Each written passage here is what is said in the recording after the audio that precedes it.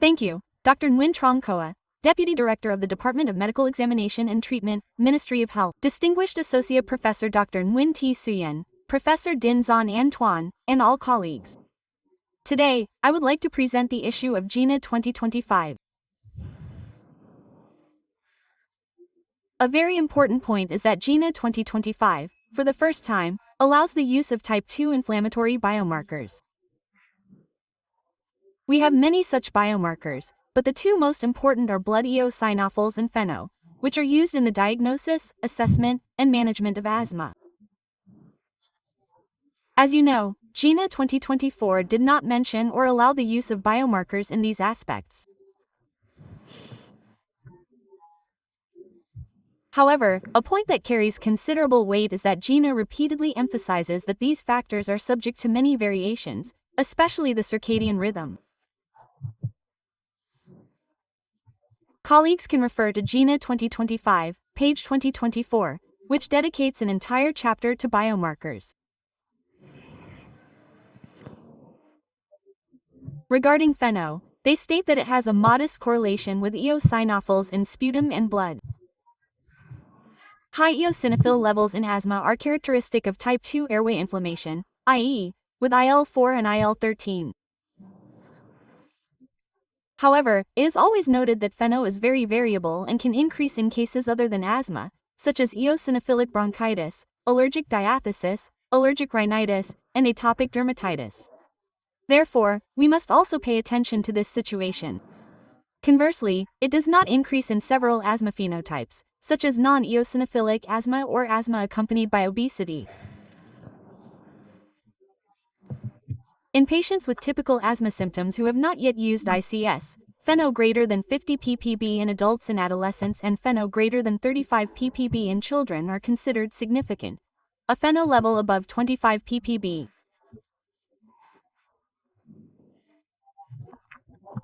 can support the diagnosis of type 2 asthma, which is a very important point because asthma diagnosis is not always easy. However, if FeNO levels are in this range, it will support our asthma diagnosis. Conversely, low FeNO does not rule out asthma. We have encountered many cases that are very typical in terms of symptoms, clinical presentation, spirometry, and even IOS. But the FeNO is low, so remember that low FeNO does not rule out asthma. FeNO varies greatly depending on gender, age, measurement device, measurement location, reference values, and increases in the afternoon. Therefore, if we are conducting research, we should be consistent, either measuring everything in the morning or everything in the afternoon. FeNO is also low in smokers, during bronchoconstriction, and in the early stages of allergic reactions, and FeNO may increase or decrease during viral infections. Because of this variability, previously, GINA, Global Initiative for Asthma, did not consider FeNO reliable enough to include it in the diagnostic criteria. The second point is FeNO in initiating treatment. It has been observed that adult asthma patients who are not using ICS medication have a good symptomatic response, but this is only short-term, a few weeks, if FeNO is greater than 50 ppb. This is because there is still no research on FeNO in relation to ICS and the risk of exacerbations in the long term. That is, there is still a lack of long-term studies on FeNO. In patients diagnosed with asthma or suspected asthma, high FeNO supports initiating ICS treatment, but low FeNO does not contraindicate the use of ICS. Therefore, doctors will have to consider and make decisions based on the FeNO level. And one point that I consider very important is when to measure FeNO for the initial diagnosis of asthma. Diagnosing asthma is very difficult because we don't always encounter typical asthma symptoms combined with typical spirometry results. Because some patients have typical asthma symptoms, but normal spirometry results, and we see this very often. This is because the patient may have used medication beforehand, or the spirometry shows obstruction, but the bronchodilator test is negative. In these cases, if we see a high FeNO greater than 50 ppb in adults and adolescents, and greater than 35 ppb in children, it may support type 2 asthma. This is a very important statement in GINA 2025, allowing us to use FeNO in the initial diagnosis of asthma when clinical symptoms or spirometry are not supportive. However, it's also important to note that there are cases of high FeNO not due to asthma, as we mentioned earlier, and also, low FeNO does not rule out asthma. Therefore, the doctor's judgment remains the final judgment. In determining the phenotype and prognosis in asthma, high FeNO in patients already diagnosed with asthma helps identify patients with a type 2 asthma phenotype. But if a patient has already been treated with ICS and FeNO is still high, it warns of the risk of future exacerbations, and perhaps we should pay more attention to this issue. Especially if the patient has had an asthma exacerbation in the previous year. And here are 2 new thresholds that doctors should pay attention to. If the patient is using a moderate dose of ICS, and FeNO greater than or equal to 25 ppb is considered high, not just 50. And if the patient has used a high dose of ICS, and FeNO greater than or equal to 20 ppb is also considered high. So, we have 3 thresholds, 50, 25, and 20, depending on whether the patient is using ICS or not. To monitor the response to treatment using FCNO, patients with mild asthma are treated with ICS or have their dose reduced if the asthma is severe. However, this is independent of FeNO. For patients with moderate asthma who have been treated with moderate to high doses of ICS and LA3 but whose asthma is still uncontrolled and FeNO is high, the first thing to check is compliance and the correct use of the inhaler device. GINA stated that up to 75% of asthma patients have suboptimal compliance, which is a very alarming figure. This means that doctors prescribe the full dose, but patients, either due to fear of medication or cost concerns, often use less than prescribed, and 80% of asthma patients use their inhalers incorrectly. This problem keeps recurring. The question is whether we have the time to check this. If the asthma remains uncontrolled, then the patient should be switched to M, which means both preventing and treating exacerbations with ICS plus formoterol, or the ICS dose should be increased if the patient is using the ICS plus SA3 combination. For patients with severe asthma who are still experiencing exacerbations while using high-dose ICS and LA3 and also have high FeNO levels, compliance must be checked. As we mentioned earlier, 2/3 of patients are non-compliant or have poor compliance. However, if FeNO is high in this group of patients with severe asthma, they will respond well to omalizumab, tezepelumab, or dupilumab. These groups will do better than those with low FCNO levels. Regarding anti-IL-5 and anti-IL-5 receptor treatments, the results are independent of FeNO.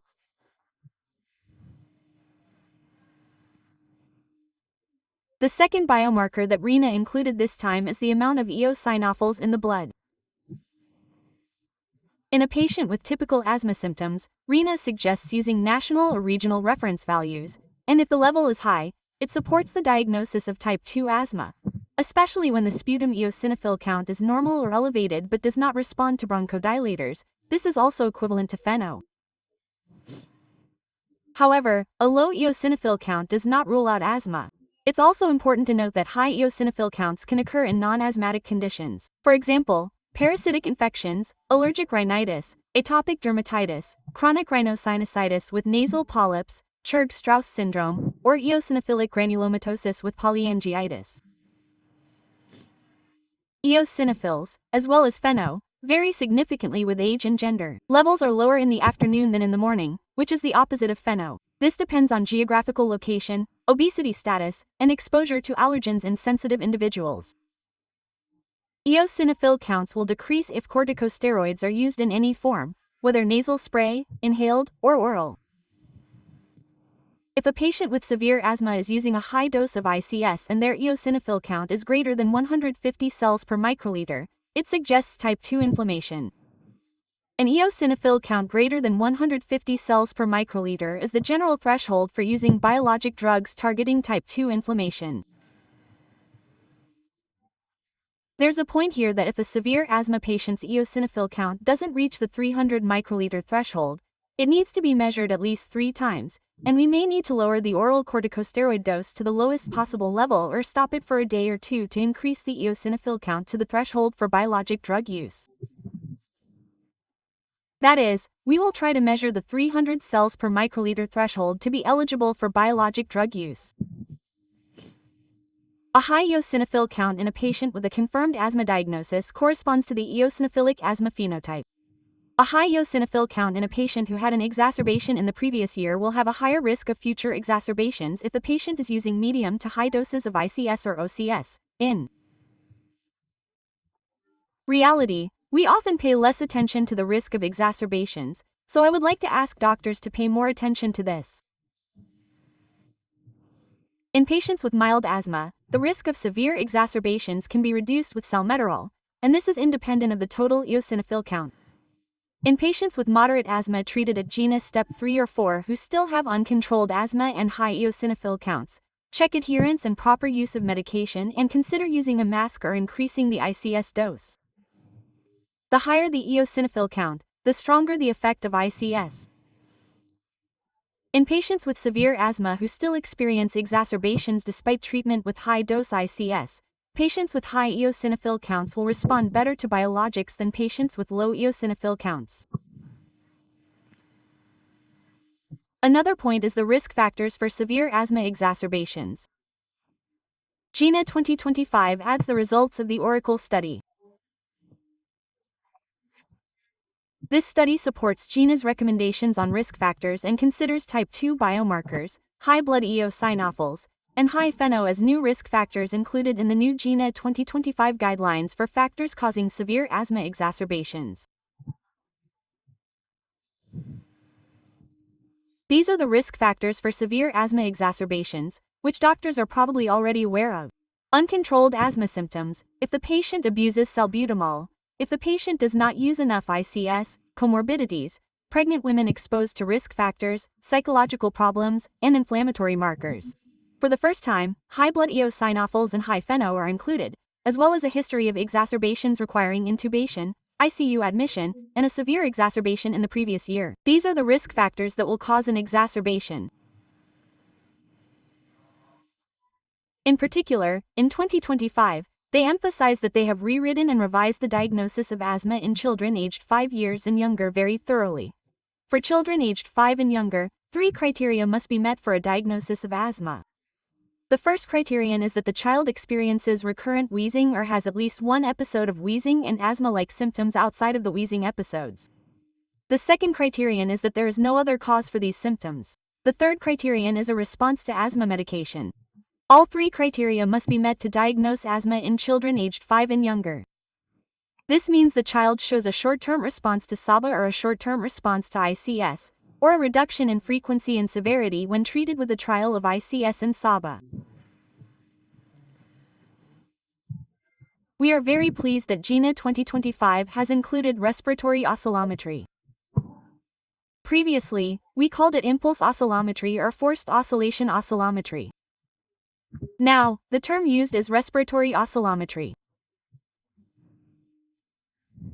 This is a non-invasive respiratory function test that only requires normal breathing effort and can be performed on children from 3 years of age and older. However, we have been using it in Vietnam for over 10 years, and we have been able to perform it on children as young as 2 years old. It can perform bronchodilation testing and uses the manufacturer's reference values.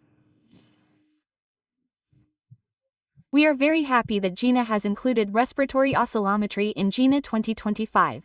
The ERS and IRS 2021 also recommended its use. We hope that major institutions will further implement this method to help diagnose asthma in children from 2 years of age and older, which is very important.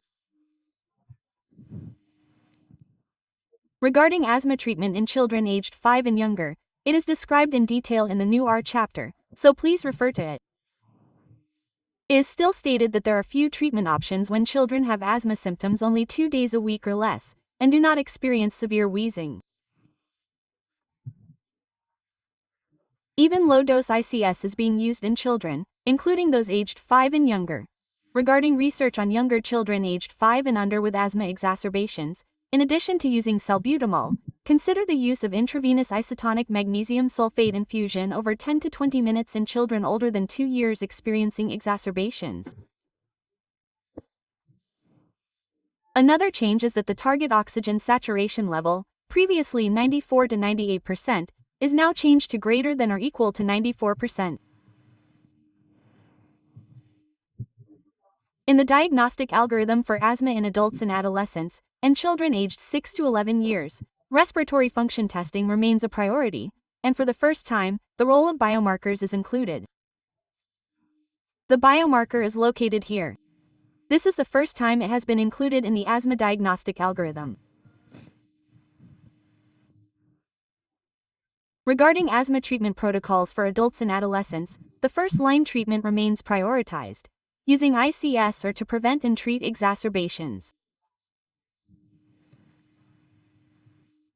In Step 4, Type 2, the medium-high dose of ICS-LABA is reduced to a medium dose to reduce side effects. You can see that compared to GINA 2024, they have removed the third option, which included antileukotrienes or immunotherapy. Now there are only two options. The first option is using ICS alone. The second option is using ICS and SABA to treat exacerbations. GINA distinguishes between these two options. One is M, meaning maintenance reliever therapy. You use ICS or to both prevent and treat exacerbations. But in steps 1 and 2, it's E, meaning only using ICS or when needed for anti-inflammatory relief.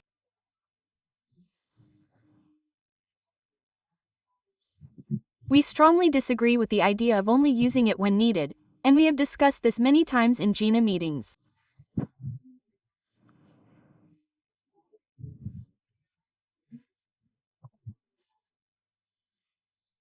This is because a study by Professor Peter B. and Ms. Hiroedo, who wrote this report, showed that patients' perception of asthma control is inaccurate. Up to 25% of asthma patients have suboptimal symptom perception, which is extremely dangerous, as patients may not use medication in time.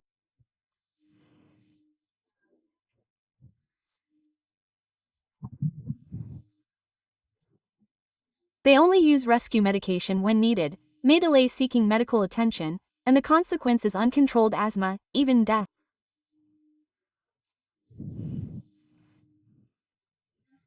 This group with suboptimal symptom perception, below average, is usually male. Rena also confirmed this.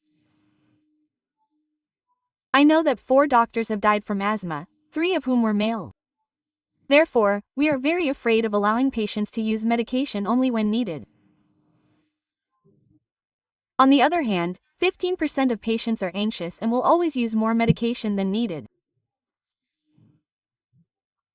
This leads to abuse of either rescue medication or ICS and causes adverse events. So, we present this directly, and we think that it is also present in the medical community's opinion. For example, if we look at a very large guideline from Spain and Latin American countries, they suggest that for Step 2, a maintenance dose of ICS should be used. We still think that maintenance should be continued, because it is a proactive strategy, and if we go down to Step 1, our University of Medicine and Pharmacy Hospital, we will reduce the dose from 1 puff to 1 puff every other day, 1 puff every 2 days, 1 puff a week. We don't like the as-needed approach,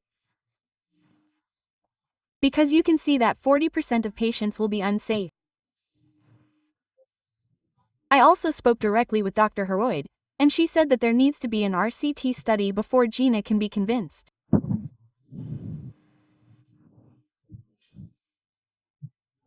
However, in 2024, GINA made a concession and said that for the following patients, doctors should not use as needed, but should use Step 3, which is maintenance therapy.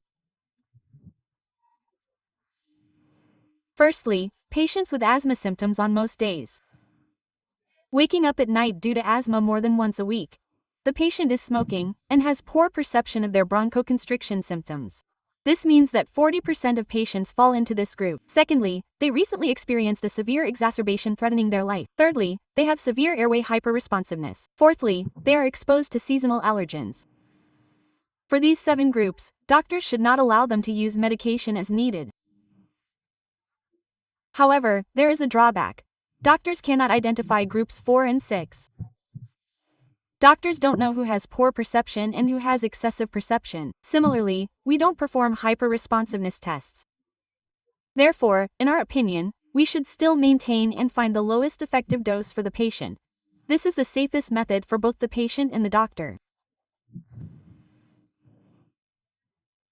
In the individualization of asthma treatment, GINA also included, for the first time, the consideration of biomarkers after checking compliance and the correct use of inhalers, which is now quite commonly used in Vietnam by SCNO. Eosinophils are also being measured more frequently, so please take advantage of this. For severe asthma, 12 to 50% of patients are diagnosed with severe asthma, but when referred to a specialist, they are found not to have asthma at all.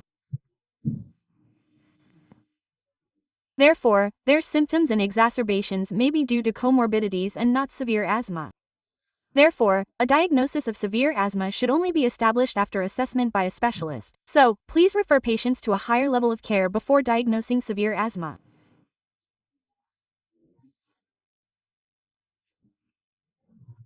These are the groups recommended for referral due to difficulties in diagnosing asthma. Patients frequently requiring emergency care, frequent use of OCS, suspected occupational asthma, patients with food allergies, infections, cardiovascular complications, or multiple comorbidities. Management of severe asthma is best done by a specialist in a severe asthma unit. And you can see that in that unit, they require a lot of things, a lot of specialists in many fields, and they do chest x-rays, specific skin tests, investigate other respiratory diseases, bone density scans because these patients often abuse oral corticosteroids, and consider extrapulmonary diseases. But if eosinophil count is higher than 300, parasitic infection should be considered. Because if we don't treat it, it will spread.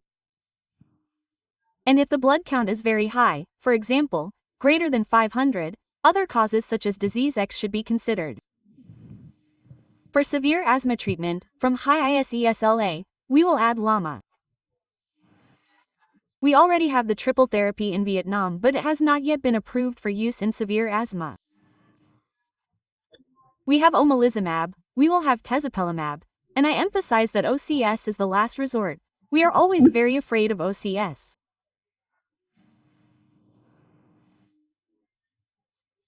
And one point that we also really like is asthma remission, meaning we encounter these situations a lot but don't know what to call it.